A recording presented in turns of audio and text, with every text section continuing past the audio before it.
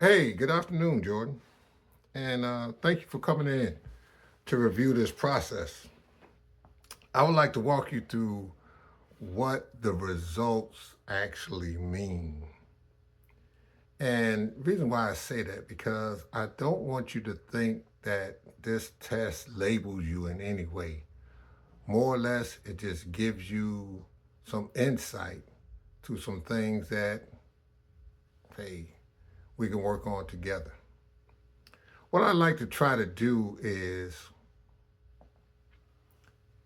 I work through a what is called a person-centered type therapy, where I allow the individual that I'm working with to be the expert. And what I mean by that is simply you are in totally control of the journey that you're going to take. I'm not going to be judgmental.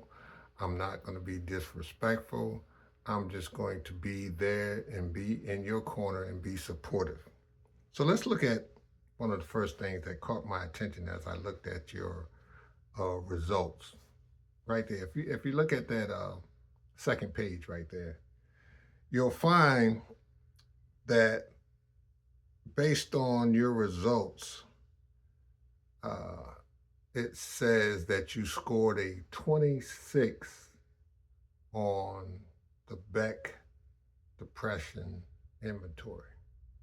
Well, 26, I think is pretty good. It's something that we can work with. That identifies you as a moderate level that you have a moderate, excuse me, a moderate level of depression. And how did I come to that conclusion? If you look right there on the second page, uh, there's a total of 21 questions, and each question's worth 3 points, and the more points that you have brings you up to a total of 63 points. But a little further down, you'll see that between 20 and 28 is listed as moderate.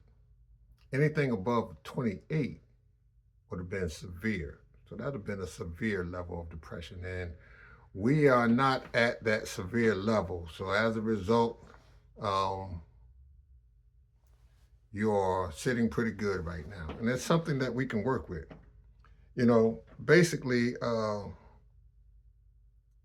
that severe level describes what you shared with me when you said that you was feeling mentally drained, you had low energy, struggle with motivation, not enjoying the things the way you used to. All of that comes into play as we talk about that moderate level of depression.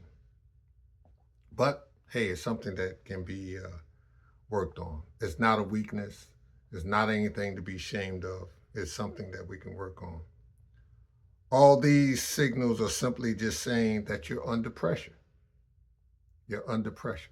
And hey, again, it'll be something that we as a team will help to alleviate.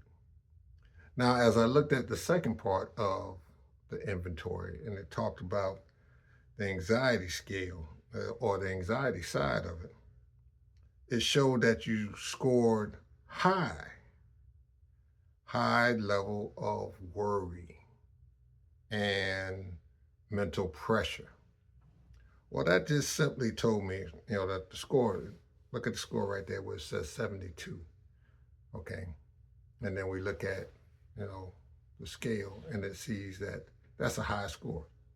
Well, now that just simply tells me that everything that you share with me again, uh, constantly thinking, overthinking, feeling overwhelmed, think about that. That all comes into play when you're at work. And a lot of that is what you do when you're at work. So that's something that we're going to work very hard towards, just getting you back to staying focused, getting you back to being able to complete tasks. Um, think about it like this: as you sit there and you're overwhelmed and you are overthinking situations. You got too many things going on at one time. That's like having multiple tabs open in your computer, and it slows your computer down because guess what? You know, uh, at that point, your computer's trying to think about what's going on in this tab, this tab, this tab, all these different tabs. So it slows your computer down slightly. But again, it's something we can work towards straightening out. Now, here is where it really caught my attention because out of all that, your attention and task completion score, oh man, out of 100, you had an 88. That's pretty high. And that score told me that you have the ability to eliminate all this. So, what ends up happening in your case, when you have depression and anxiety both working on you, it has a tendency to throw you off. It's that interference that's really not allowing you to focus. Again, we're going to get that straightened out because this is something that is controllable.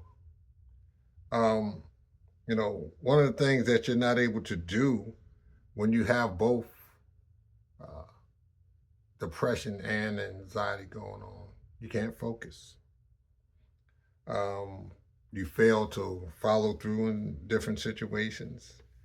And you often ask yourself, as you told me earlier, often ask yourself, I know what I need to do, I just can't get it done. So, as a result, we're going to work towards eliminating all that. Um, One of the important pieces here,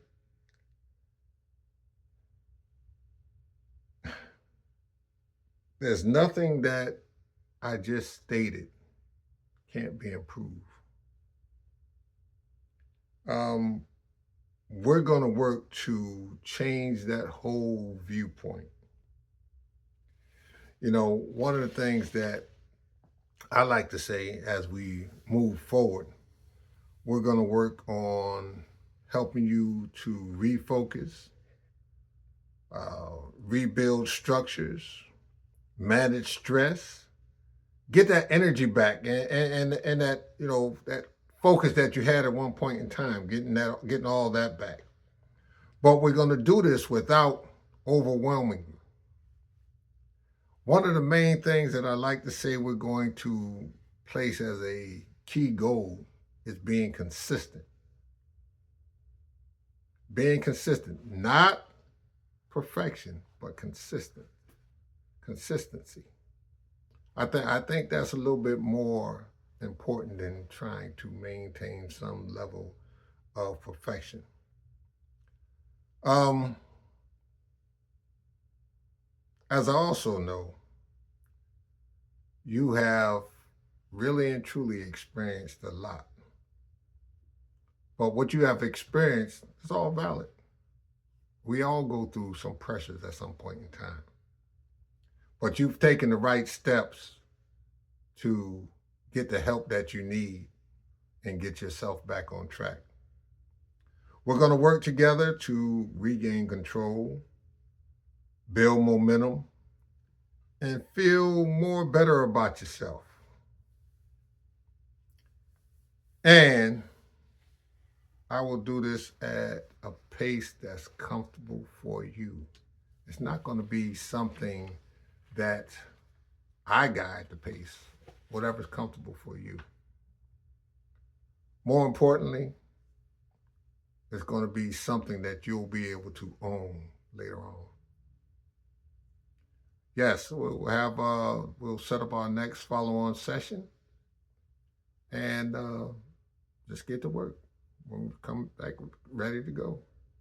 How do you feel? What's your thoughts?